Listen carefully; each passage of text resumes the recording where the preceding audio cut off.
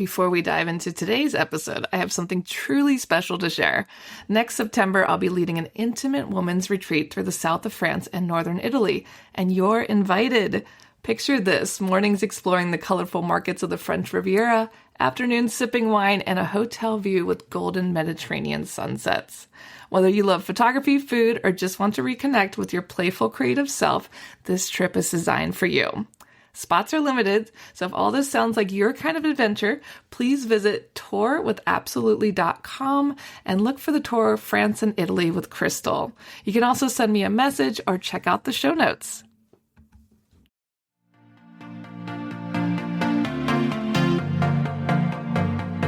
Hey guys, my name's Crystal Kenny, and I'm in love with creating. All things artistic and imagination involved. I'm an American girl who chased her creative dreams all the way to Paris, France, making a living using photography. This podcast takes you inside the stories of all the artsy folks I've met along the way and gives you that extra push to discover your creative gifts. The desire to create is deeply inside each and every one of us, and I give you the tools and inspiration to find a new way of living a more creative life.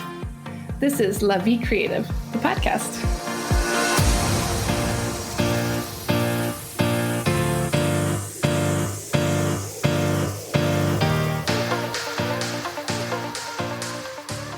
So welcome to the show, Delphine. How are you today? I am fine. Very exciting about this opportunity to speak and to give me the opportunity to invite me to this podcast. It makes me of course. Yeah, and you are a local Frenchie, born and raised in France. Talk a little bit about where you're from and what your background was before starting MyParisTouch. Yes, so I was born in Honfleur. It's in Normandy, and it's where the Seine is landing. So in a way, I have already a connection with Paris. But my parents moved in the what we call Paris region the year of my birth. So I have not been raised as a Normand, but mostly as a Francilienne. Well, it's what we call the people who are living around Paris. And it was, I grew up 60 kilometers northwest from Paris, so in the direction of the Normandy, but it's still part of the Ile de France.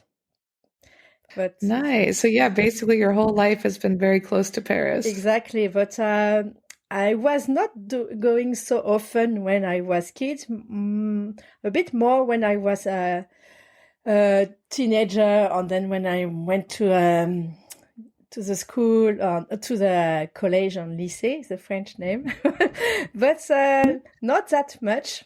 But then it was evident for me from when I started to study, I study languages, that I will work in Paris. That was like an evidence. And I tried also to be an expat for a while, and it doesn't work like I wanted. So then I start my career, my professional life in Paris, and then it was obvious for me that I feel very well in Paris, and the frustration I had not to be able to be like an expat, I forgot about it, because in Paris you have really a metropolitan city life, and you can meet so many people abroad, and it's what I really like, to meet expat people or to meet international connections. So yeah, I really like that.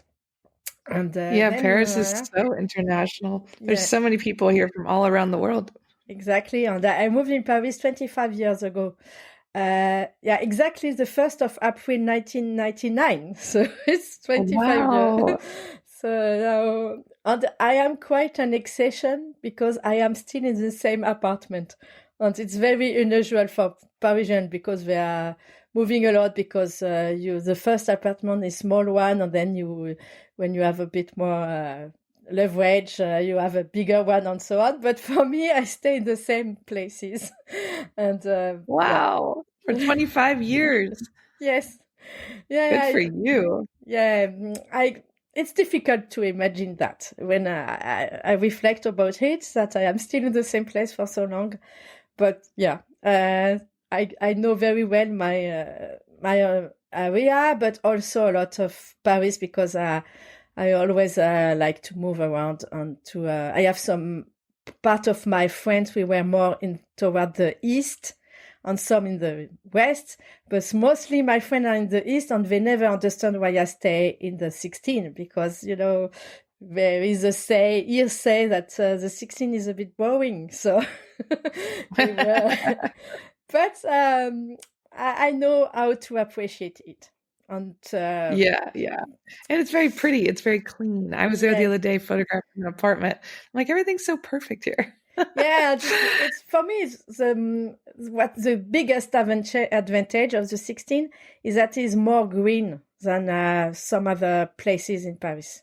You have more trees everywhere. So during the COVID, the lockdown, I appreciate it a lot.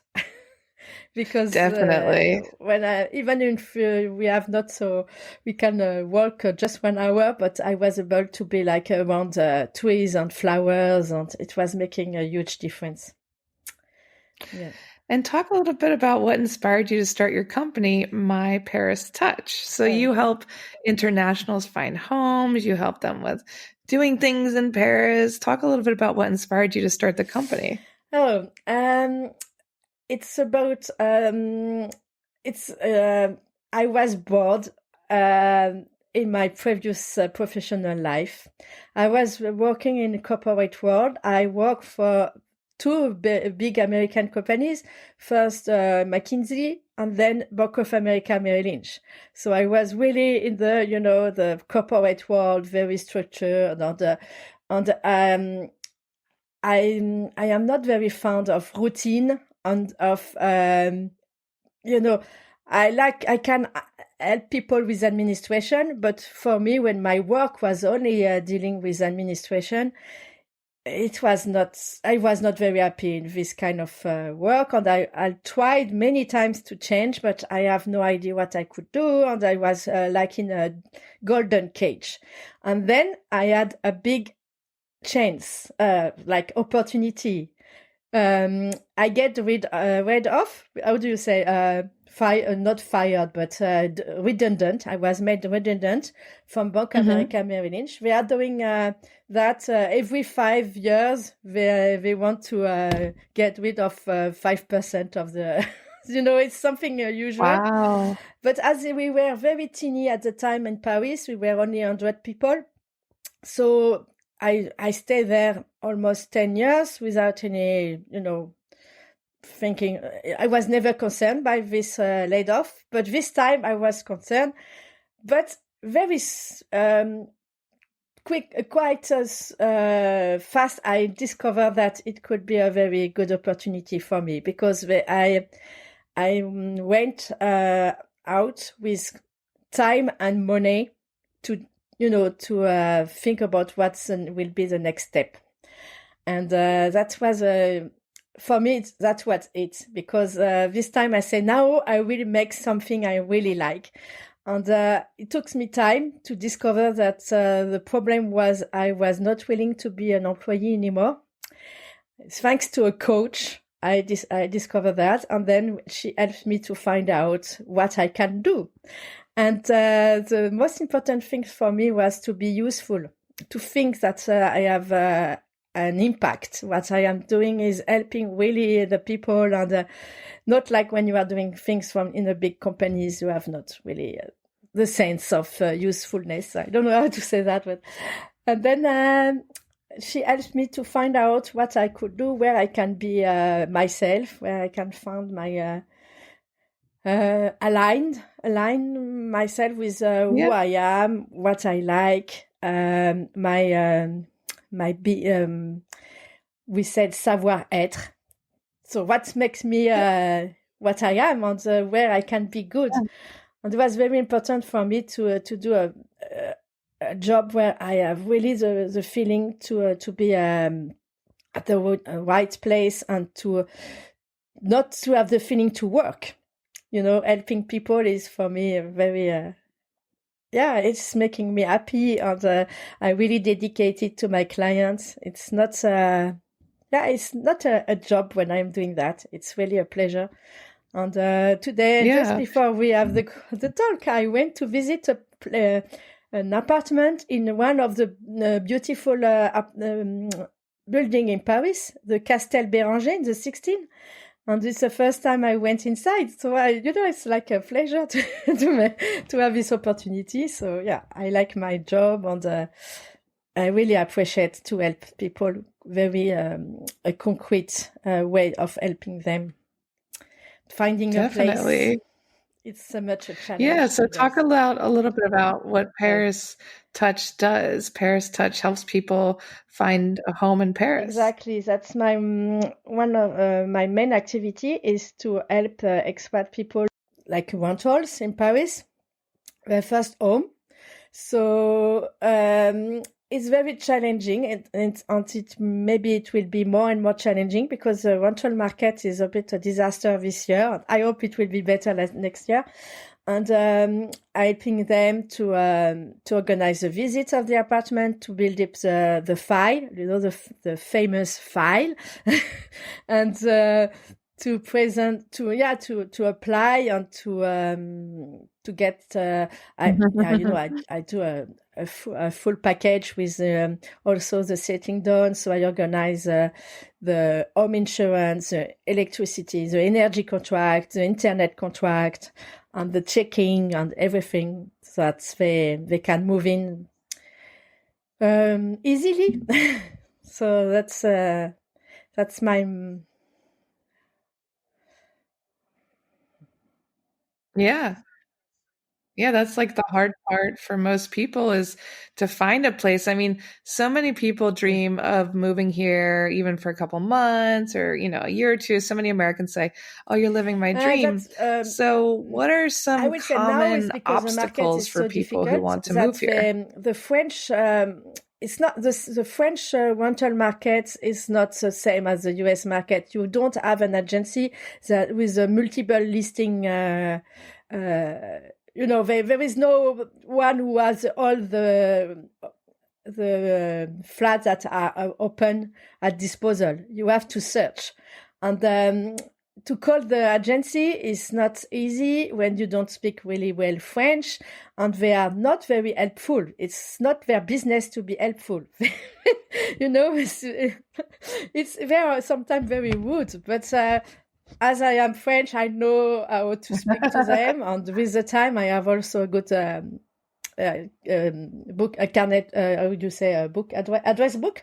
So I know the address book. I know which real estate has places that could be a match, and So it's my. I think it's what helps my clients is because I know very well Paris. I know the places where they can find what they want. I know the budget, what they can expect with their budget. And I know how to speak to the agency. And and I can help them to save a lot of time and the energy and to have less stress, because you can't sometimes, when you are looking at se loger, unfortunately, depending on your situation, you will not be able to apply to have the all the market at your disposal, because depending if you have a CDI, the famous CDI in French is a work contract, and if you don't have a French work contract, but you are like a digital nomad or your revenue are in the US, and so you will not be able to apply to all the apartments you see on Se Loger. And that's, if you don't know, something you need experience to know that. Why you can't apply to this apartment. So that's a bit technical, I can explain. But then I help really my client to focus on the one they can get. Yeah. And so they have peace of mind, because I know if I can let them know very quickly if the budget is okay, if what they can expect. And I remember I have a French client, but he has all his whole life in the US. He was a teacher in the university, and he wanted to come back in France, and he tried 1 month to have visit, and he said, I was not able to have one single visit, and you arrive in my life, and you have already scheduled 5 visits. So, yeah, that's yes, make different. Yeah, it makes a big difference. And talk a little bit about like having to get a garant. I don't think a lot of Americans know about what a garant is. You can tell them what that is. Yeah, yeah, that's even for French people is it seems very ridiculous. When you are 50 years old, you need to have a garant. So you have to ask your parents. So you know, my parents are retired now, but maybe they have their own house. I don't know if I will go with them or maybe with my brother also. But yeah, you still need a garant, even if you have a good revenue.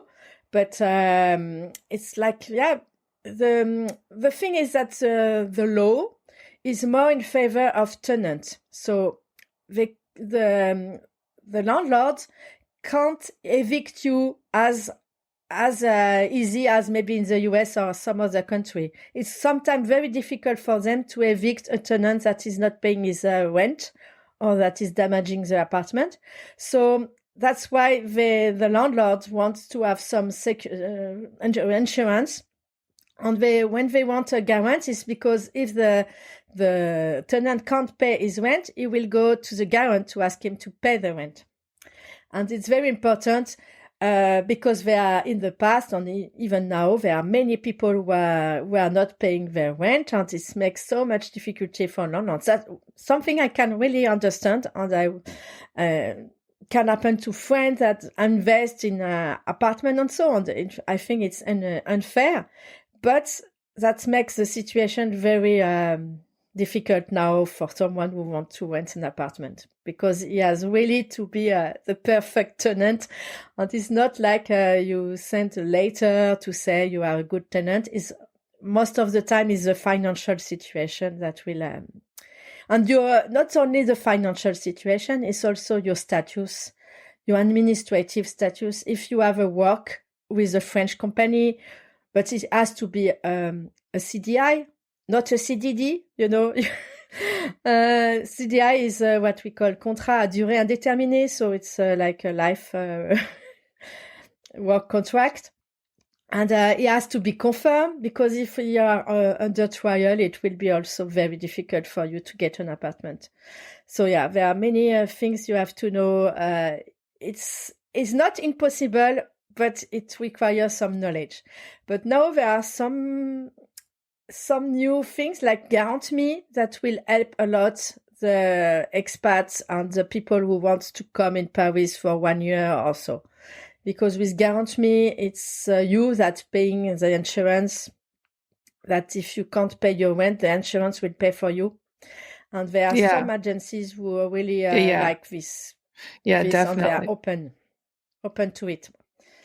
So what's some of the top advice you have for people who want to move here? Like, what's the first thing they should think about?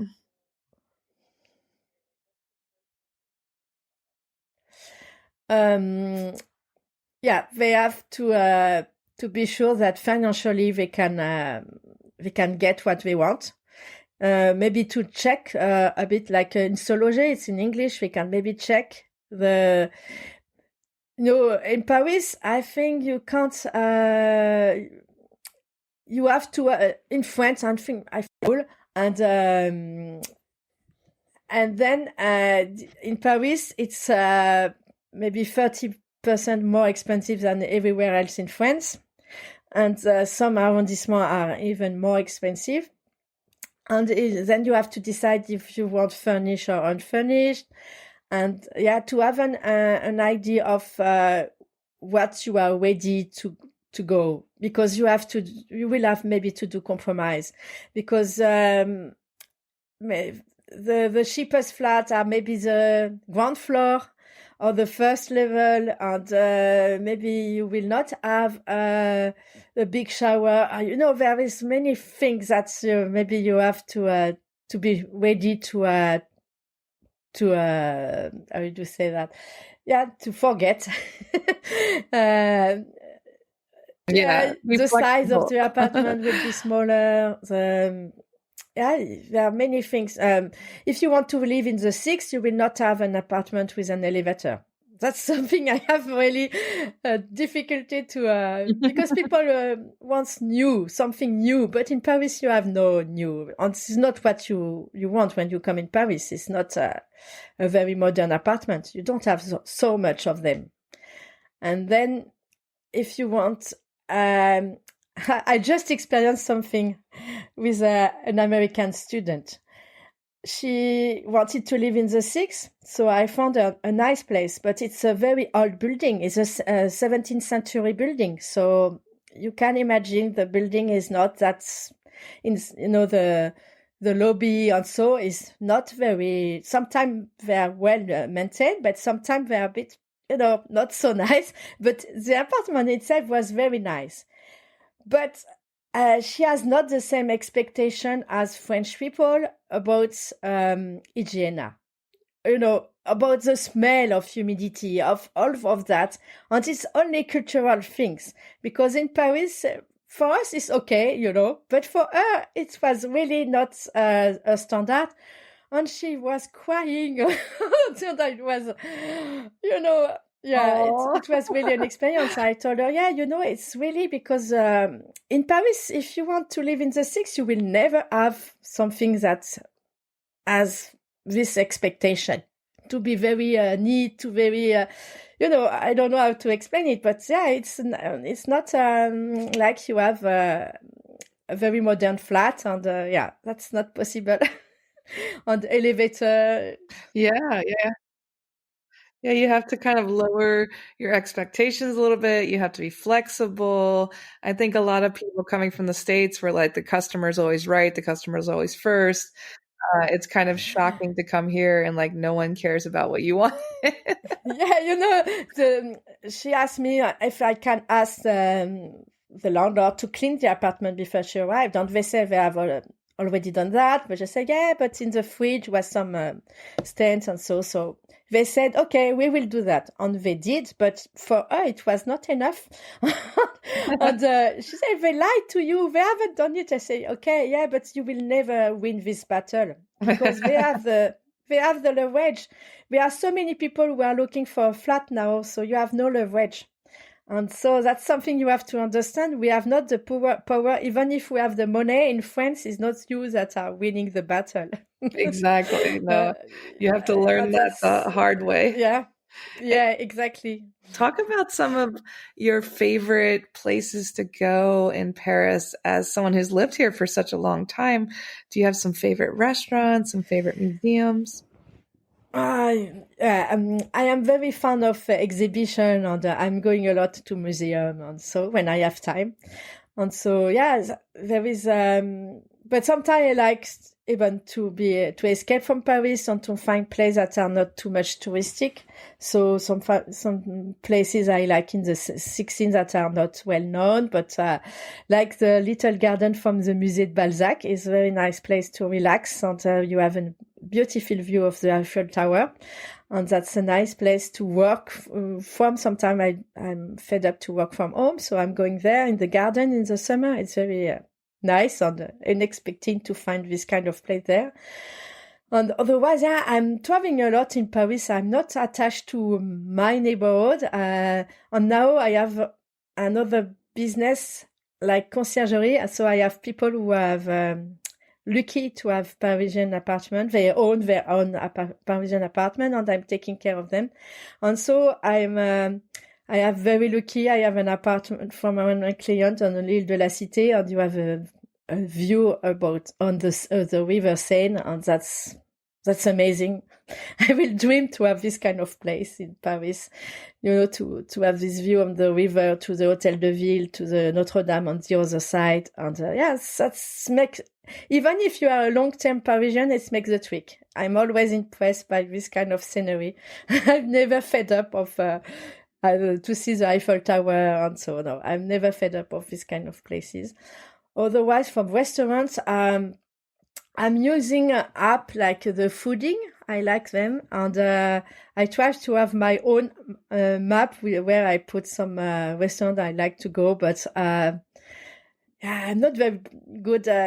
My friend always asks me, "Have you an idea?" and so, but I have to study. I can't say spontaneously. I take some time, and then I'll always propose something because I'm reading a lot of. I see on Instagram, and I'm reading a lot of reviews. So I try to keep up what is nice to go in Paris also. But I need some reflection.